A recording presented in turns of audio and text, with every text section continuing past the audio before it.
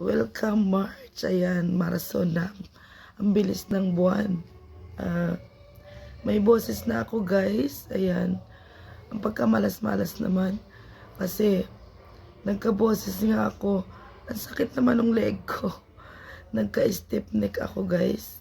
Ayan, tapos binigyan ako ni madam ng liquid na gamot. Hindi naman siya yung para siyang Vicks na maanghang siya. Pero liquid siya. Ayan. Pinahid ko dun sa bato ko sa may leg sa likod kasi masakit. Tapos sabi ni madam, maglagay ako ng neto. Kasi sobrang lamig nga para yung gamot kumapit. Ayan. Kaya ako naka ganito. Ayan, utay-utay nang lumalabas yung boses ko. Sana tuloy-tuloy nang bumalik. Ayan, kasi marathon na. Ayan.